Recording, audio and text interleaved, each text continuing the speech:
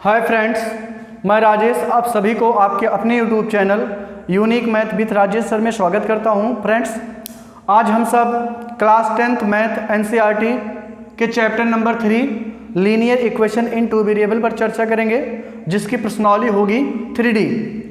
अब 3D में है क्या? तो 3D में आपने शायद पढ़ रखा है 3B में कि किसी दो चरों वाले रैखिक समीकरण का युग्म का जो हल है वो विलोपन विधि से ज्ञात करना। सी में आपने पढ़ा था कि किसी दो चरों वाले रैखिक समीकरण का युग्म का जो हल है वो प्रतिस्थापन विधि से ज्ञात करना। और ये डी में पढ़ना है आपको कि किसी दो चरों वाले रैखिक समीकरण का युग्म का जो हल है वो वज्र गुणनखंड विधि से हल ज्ञात करना है। ठीक है, फिलहाल तो आपके सिलेबस से डिलीट हो गया है। आपके 2024 के बोर्ड एग्जाम में ये 3D से क्वेश्चंस नहीं आएंगे, लेकिन कुछ स्टूडेंट्स का कमेंट था कि सर इसको पढ़ा दीजिए, तो इस वजह से इस वीडियो को अपलोड कर रहे हैं। फिलहाल आपके लिए ये इम्पोर्टेंट काफ़ी है।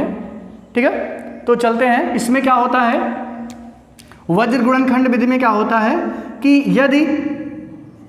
यदि दो चरों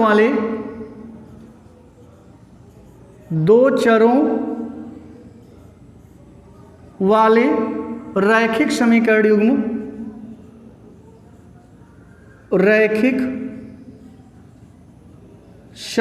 युग्म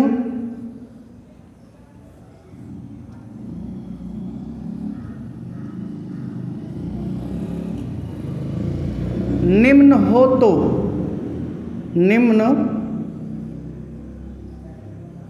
तो अब इसका रूल क्या होता है डियर, इसको देख लेते हैं। यदि आपके पास दो चरों वाले रैखिक समीकरण युग्म इस प्रकार से हो कि a1x plus b1y plus c1 equal to 0, यह आपको दिया हो, और आपको दूसरा दो दिया हो वो हो a2x plus b2y plus c2 equal to 0 हो।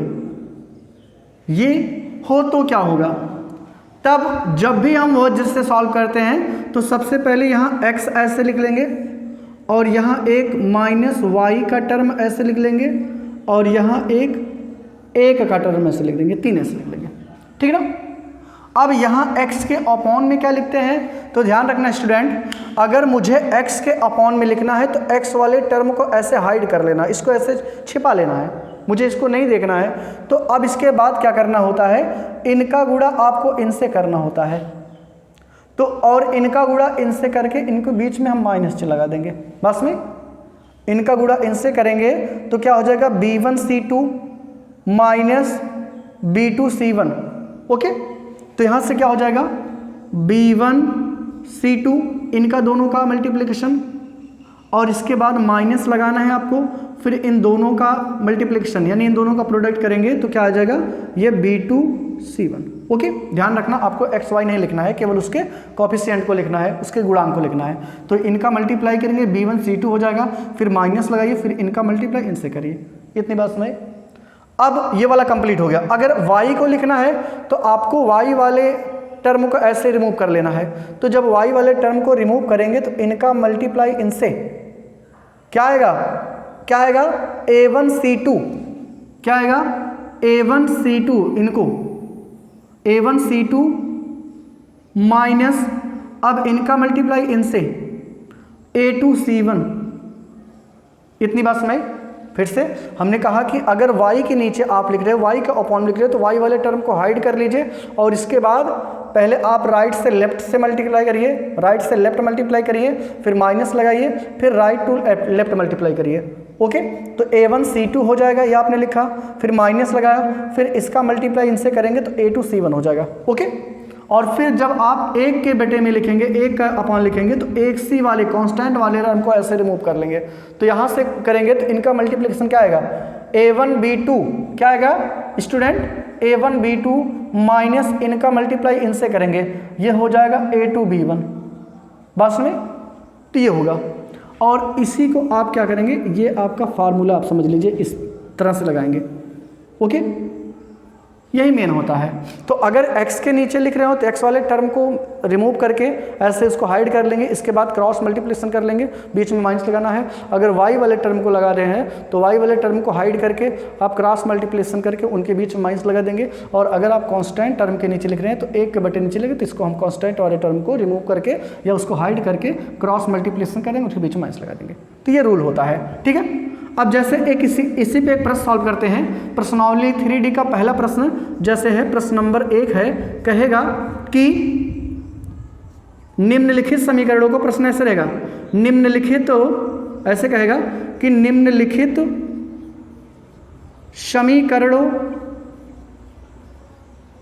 समीकरणों का हल का या को वज्र गुणन विधि से हल ज्ञात कीजिए। ये प्रश्न ऐसे ही पूछा जाएगा आपसे, ठीक है, हल ज्ञात कीजिए। ओके फ्रेंड्स, समझ में आया? तो इस प्रश्नावली का जैसे पहला प्रश्न है, प्रश्न नंबर 1 यहाँ डाल लेते हैं। ये पहला प्रश्न है कि कहता है कि 2x माइनस वाई प्लस 4, क्या 2x minus Y plus 4 is equal to 0, और एक समीकरण और आपको दिया है कि x plus Y minus 1 is equal to 0, ठीक है। तो ध्यान रखना है, सबसे पहला वर्क आपका ये होगा कि दोनों समीकरणों में जो बराबर के बाद वाला टर्म है वो 0 होना चाहिए, मतलब राइट हैंड साइड में 0 होना चाहिए। अगर नहीं है तो उसको कर लीजिए। फिलहाल यहाँ राइट टर्म में जो है वो 0 है और इस समीकरण के राइट टर्म में भी क्या है, 0 है। तो काम कोई दिक्कत नहीं है, कोई छेड़खानी नहीं करना है, आपको ऐसे लिखना है। पहला इक्वेशन क्या था, x माइनस वाई प्लस 4 और दूसरा इजक्वल टू 0, और दूसरा है x प्लस वाई और माइनस 1 इजक्वल टू 0 है ये।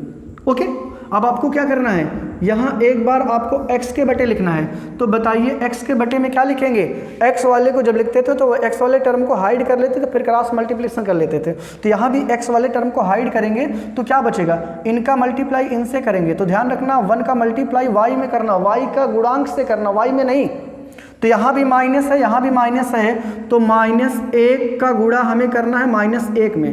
कैसे करोगे भाई, इनका गुणा इनसे करना है क्योंकि x वाले टर्म को x वाले को हाइड कर लेंगे, तो -1 का गुणा -1 में करेंगे। यहाँ इसका कोई कॉफिशिएंट नहीं, इसका कोई गुणांक नहीं है, तो 1 ले लेंगे, तो 1 का गुणा -1 में करेंगे। कैसे करोगे, -1 गुणे फिर -1, बीच में आपको लगाना माइनस, इनका गुणा इनसे हो गया, y को नहीं लिखना, केवल उसके गुणांक को लिखना, ये बात ध्यान रखिएगा।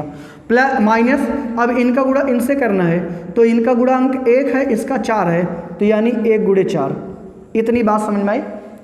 ओके, फिर बराबर लगाइए, और ये y वाला टर्म हमेशा नेगेटिव होता है तो नेगेटिव रखिएगा।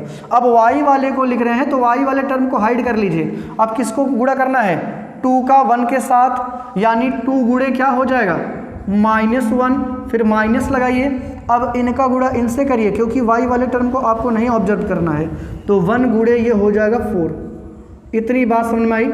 इजक्वल टू, अब यहाँ आपको 1 बटे लिखना है। 1 के बटे में क्या लिखेंगे, ये कांस्टेंट टर्म को रिमूव कर लीजिए, तो इनका गुणा इनसे करना है, यानी 2 गुणे 1, फिर माइनस लगाइए, इनका गुणा इनसे करना है, तो ये निगेटिव में या पॉजिटिव है, यानी 1 गुणे क्या हो जाएगा, -1।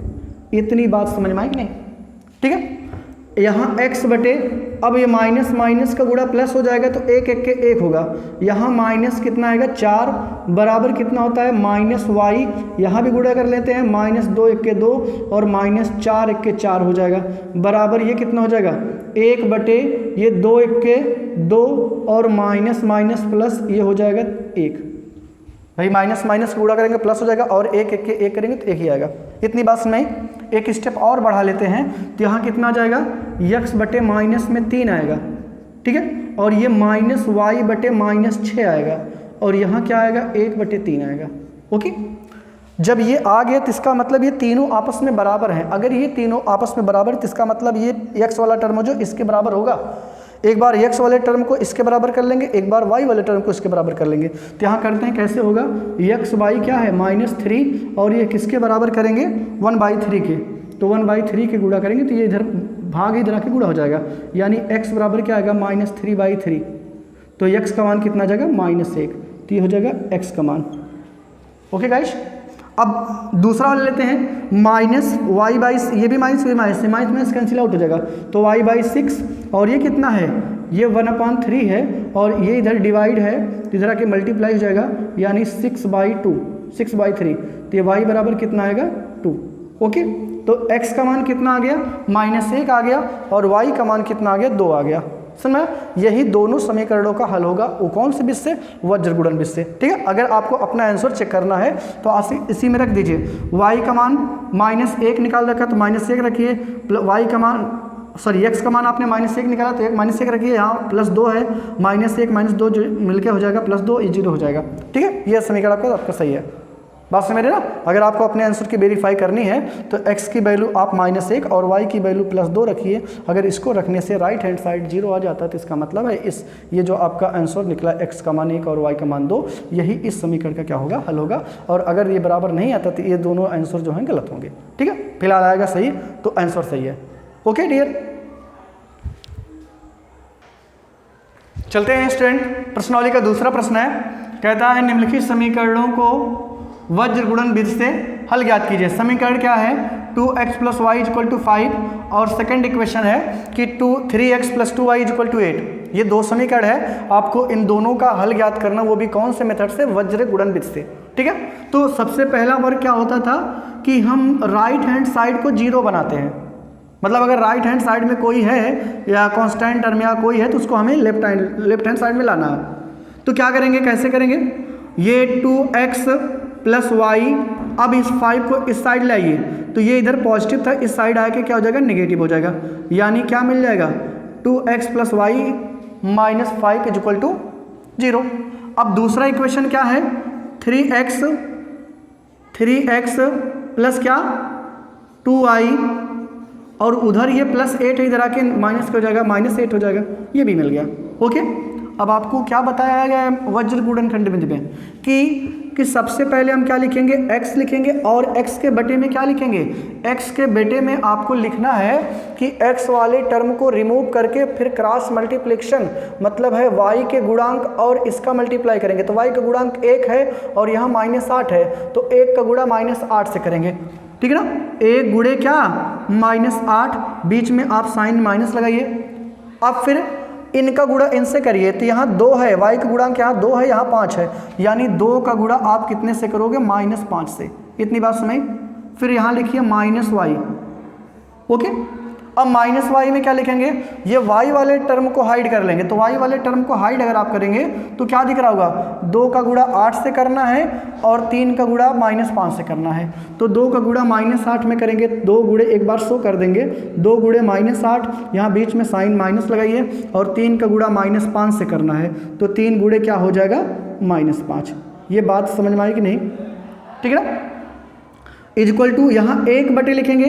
अब 1 के बटे में क्या लिखना है, ये कांस्टेंट टर्म को रिमूव कर लेना है। तो अगर आप कांस्टेंट टर्म को रिमूव करेंगे, 2 का गुणा 2 से होगा और 1 का गुणा 3 में। x और y को नहीं लिखना, केवल उनके गुणांक से गुणा करना है। तो यहाँ y का गुणांक 2 है और यहाँ x गुणांक 2 है, तो यानी 2 गुणे क्या हो जाएगा, 2 माइनस लगाइए। अब यहाँ y का गुणांक 1 है, इसका गुणांक 3 है, यानी 1 गुणे कितना हो जाएगा, 3। इतनी बात समझ में आई आपको? अब यहाँ अगले स्टेप में क्या करेंगे, x बटे -8 के -8 और ये माइनस माइनस प्लस हो जाएगा, 5 दूना 10। इतनी बात समझ में आई? फिर यहाँ आ जाइए दूसरे वाले में, ये -8 दूनी -16 और ये माइनस माइनस प्लस, ये हो जाएगा 5 तिहाई 15 बराबर, उसमें आ जाइए 1 बटे 2 दूना 4 और ये -3 1 के 3 हो जाएगा। ओके, समझ में आया? यहाँ से x बटे, अब 10 में से 8 निकल जाएगा, क्योंकि एक सामने माइनस एक सामने प्लस है, तो 10 में से 8 निकल जाएगा, 2 आएगा वो भी प्लस में, बराबर करिए ये -y और यहाँ से क्या हो जाएगा, माइनस ये है, ये प्लस है, घटेगा, 16 में से 15 जाएगा तो 1 आएगा, वो भी माइनस में 1, बराबर कितना, ये घटेगा, 4 प्लस में है, 3 माइनस में, घटेगा, 4 में से 3 जाएगा तो केवल इतना आएगा 1। ओके, अब ये आपको x वाला टर्म y वाला टर्म ये कांस्टेंट के बराबर है, तो एक बार आपको x के इसके बराबर करना, एक बार y वाले टर्म को इसके बराबर करना है। तो बराबर करेंगे तो क्या हो जाएगा, x/2 = 1/1 और तिरछा गुणा कर देंगे तो x बराबर कितना आएगा, 2। बात समझ में आई इतना भाई? अब इसको एक बार बराबर करेंगे तो माइनस माइनस प्लस यानी y बाई 1 इजक्वल टू 1/1, और इसका हम तिरछा गुणा करेंगे तो y का मान कितना आ जाएगा 1। यही इन दोनों समीकरणों को क्या हो जाएगा हल। x का मान 2 और y बराबर कितना, ये हो जाएगा 1। यही इन दोनों समीकरणों का क्या होगा, हल होगा। समझ में आया? चलिए स्टूडेंट चलते हैं, प्रश्नावली का तीसरा प्रश्न है, कहता है कि निम्नलिखित समीकरणों को वज्र गुणन विधि से हल ज्ञात कीजिए। वही जैसे शुरुआत के दो प्रश्न थे वैसे ये भी है। तो आपको दो समीकरण दिया है, क्या है, पहला समीकरण 4x + 5y और +2 = 0 है, और दूसरा इक्वेशन क्या है 3x + y और +7 = 0 है। यहाँ राइट हैंड दोनों के क्या हैं, वो 0 है, तो कोई प्रॉब्लम नहीं है। अब आप क्या करोगे, यहाँ x बटे लिखोगे और x के बटे में क्या लिखोगे, x वाले टर्म को छोड़कर बाकी जो टर्म बचे हैं उनका क्रॉस मल्टीप्लिकेशन। ठीक है, तो यहाँ से y का गुणांक 5 है और इनका गुणांक 7 है, तो इसका मतलब 5 × 7, ठीक है ना, 5 × 7 माइनस, अब इनका गुणा इनसे करेंगे तो इसका गुणा कुछ नहीं है, तो 1 और यहाँ 2 है, तो यानी 1 × कितना हो जाएगा 2। बात समझ में आई? फिर से एक बार समझिए, पहले आप क्या करते थे, x लिखते हो, उसके बटे में क्या लिखते हैं, x वाले टर्म को ऐसे हाइड कर लीजिए, इसके बाद क्रॉस मल्टीप्लिकेशन, वो भी क्रॉस मल्टीप्लिकेशन में y को नहीं लिखते हैं, केवल उसके गुणांक को लिखा जाता है। तो y का गुणांक 5 है और यहाँ 7 है, तो 5 × 7 हमने किया। फिर इनका गुणा इनसे करेंगे तो यहाँ कुछ नहीं है, तो 1 है, और 1 का गुणा 2 में करेंगे, ऐसे हमने किया है। फिर बराबर लगाइए, अब ये -y, हमेशा ध्यान रखिए फार्मूले में माइनस होता है, पहले x फिर -y। अब इसके बटे में क्या लिखेंगे, इस वाले y वाले टर्म को हाइड कर लीजिए, इनके बाद इसके बाद इसका क्रॉस मल्टीप्लिकेशन करिए, तो x का यहाँ गुणांक कौन है, 4 है, यहाँ 7 है, यानी 4 का गुणा आप किससे करोगे, 7 से, फिर इनका गुणा इनसे करोगे, तो 3 गुणा किस में करोगे, 2 में, बराबर कितना हो जाएगा, 1 बटे में क्या करोगे, अब ये कांस्टेंट टर्म को हाइड कर लीजिए, कांस्टेंट टर्म को हाइड करेंगे तो ये होगा इनका गुणा इनसे और इनका गुणा इनसे, यानी 4 का गुणा 1 में करना है, केवल उसके गुणांक को लेना है, x y को मत लिखिएगा, यहाँ 4 है, यहाँ कुछ नहीं, 1, यानी 4 × 1 करोगे, फिर माइनस इनका गुणा इनसे करोगे, ये 5 × कितना 3। ओके, कोई प्रॉब्लम तो नहीं। यहाँ से क्या होगा अगले स्टेप में, ये 5 × 7 = 35 हो जाएगा, फिर यहाँ माइनस साइन लगेगा, 2 × 1 = 2 बराबर लगाइए, यहाँ -y, 4 × 7 कितना 28, और ये 3 दूना 6 हो जाएगा, बराबर 1/4 के 4 और 5 तिहाई 15। इतनी बात सुनाई। अब अगली स्टेप में क्या हो जाएगा, x बटे यहाँ 35 में से अगर आप 2 निकाल दोगे तो कितना बचेगा, 33 बचेगा, वो भी प्लस में, बराबर यहाँ चले आइए, -y बटे 28 में से 6 निकालने पर कितना आएगा, 22 आएगा, कितना आएगा 22 आएगा, और बराबर यहाँ आप अगर 4 में से 15 निकालोगे, यानी 15 में से 4 निकालोगे तो -11 आएगा। कितना आ गया। अब आपको क्या करना है, इस वाले x वाले टर्म को आपको इसके बराबर करना है, एक बार आपको y वाले टर्म को इसको बारी बारी से बराबर करना है। ओके, तो यहाँ क्या है, x/33 = क्या है 1/-11, और यहाँ से x का यहाँ इधर भाग इधर के गुणा हो जाएगा, यानी 33 बटे कितना हो जाएगा -11, और 11 × 3 = 33, x का मान कितना आएगा -3। ठीक है ना। ओके, और अगर इसको बराबर करेंगे तो -y बटे 22 बराबर 1 बटे -11, तो इनका गुणा इनसे करोगे तो y बराबर क्या हो जाएगा, ये माइनस माइनस से कैंसिल आउट हो जाएगा, तो -22 बटे -11, ये 11 दूनी 22, तो इसका मान हो जाएगा 2। ठीक है, तो यहाँ x का मान कितना आ गया -3 और y का मान 2। यही इन दोनों समीकरणों को क्या होगा, हल होगा। वैसे डीएल ये सबसे ज़्यादा सिंपल है, अगर हम बात करें कंपेयर करें विलोपन और प्रतिस्थापन में, तो इन दोनों नियमों से ये ज़्यादा सबसे बेटर है। ठीक है ना, बस थोड़ा सा आपको ध्यान रखना है कि आप गुणा कर रहे हो तो चिन्हों का ध्यान रखिए, और नहीं तो ये दोनों नियमों से सबसे ज़्यादा सिंपल है, ये इसमें ज़्यादा स्टेप नहीं, 2 स्टेप में आपका वो आंसर आ जाता है। ठीक है डियर, तो ये समझ में आया, आशा करता हूँ आपको समझ में आया होगा। चलते हैं गाइस, प्रश्नावली 3D का प्रश्न नंबर 4 है, कहता है निम्नलिखित समीकरणों को वज्र गुणन विधि से हल ज्ञात कीजिए। ठीक है, समीकरण क्या दिया है, 8x + 5y = 9, and second equation है 3x + 2y = 4। ये आपको 2 इक्वेशन दिए हैं, इन दोनों समीकरणों को हल करना है। कैसे हल करेंगे, आपको बताया गया अगर वज्र से सॉल्व करना है तो इसका मतलब है राइट हैंड साइड को मुझे क्या करना पड़ेगा, 0 करना पड़ेगा। तो चलिए कर लेते हैं। तो क्वेश्चन क्या है, 8x + 5y और ये बताइए अगर ये इधर प्लस इधर आके माइनस होगा, बिल्कुल होगा, क्योंकि राइट साइड में ये 9 क्या था, पॉजिटिव में था, तो लेफ्ट साइड में आके क्या हो जाएगा, नेगेटिव में हो जाएगा। ये तो हो गया। अब दूसरे वाले को लिख लें, 3x और प्लस 2y, और इधर ये पॉजिटिव 4 था तो इधर आके नेगेटिव 4 हो जाएगा। ओके, यहाँ तो समझ आ गया। दोनों समीकरणों को हमने राइट हैंड साइड क्या बना लिया, 0 बना लिया। ओके, अब आपको क्या करना है, ये x बटे, अब x बटे करोगे तो क्या करना है, x वाले गुणांक को हमें हाइड कर लेना है, छिपा लेना है, और इसके बाद बाकी दो बचते हैं उनका गुणा करना है। तो 5 का गुणा 4 में करना है। 5 जो है पॉजिटिव है, ये 4 जो है निगेटिव में है, तो जो निगेटिव में होगा उसको ब्रैकेट में कर लेना आपको। तो 5 गुणे 4, इसको निगेटिव में कर लिया हमने, फिर माइनस लगाइए। अब इनका गुणा हमें इनसे करना है, तो 2 पॉजिटिव में है, 9 जो है निगेटिव में है, तो इसका मतलब है 2 बाहर रहेगा और 9 जो है वो ब्रैकेट के अंदर रहेगा, क्योंकि निगेटिव में था। बस में अब यहाँ माइनस वाई बराबर क्या हो जाएगा, माइनस वाई बटे में क्या हो जाएगा। अब वाई वाले टर्म को हाइड कर लीजिए, तो वाई वाले टर्म को हाइड करेंगे तो 8 गुणे कितना आएगा, -4 है, -4 ये प्लस है, तो इसका मतलब है 8 को बाहर और 4 को अंदर लिख देंगे ब्रैकेट के। ओके, फिर माइनस लगाइए। अब इनका मल्टीप्लाई इनसे करना है, यानी 3 जो है पॉजिटिव में, 9 जो है निगेटिव में है, तो 3 × 9 को हमें लिख देना है स्मॉल ब्रैकेट के अंदर। इतनी बात समझ आ गई।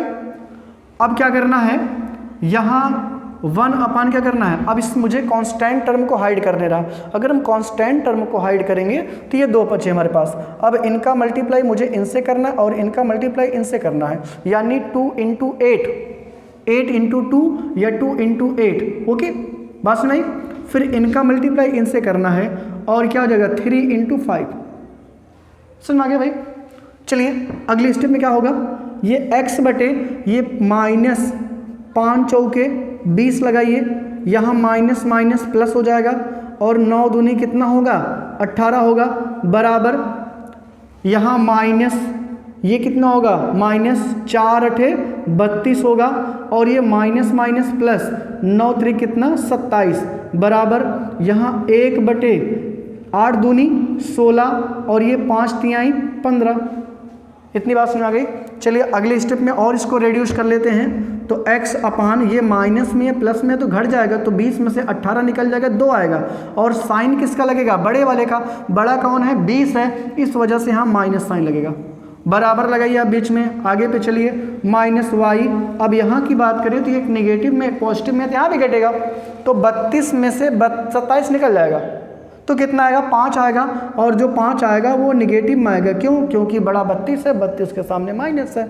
ओके, अब यहाँ चले आइए तीसरे वाले पे, तो यहाँ 16 में से 15 चला जाएगा, तो 1 आएगा, वो भी पॉजिटिव में। इतनी बात समझ में आ गई आपको। अब आपको क्या करना है, एक बार इस x वाले टर्म को इसके बराबर करना है। तो x वाला टर्म क्या है, x/-2 और इक्वल टू 1/1, यानी क्रॉस मल्टीप्लिकेशन करेंगे तो x बराबर -2/1, -2/1 का मतलब -2। x की वैल्यू कितनी आ गई, -2।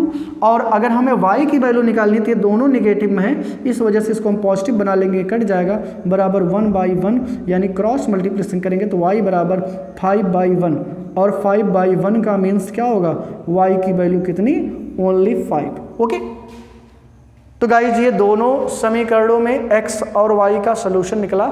x का मान कितना निकला, -2, और y का मान कितना निकला, 5 निकला। ओके।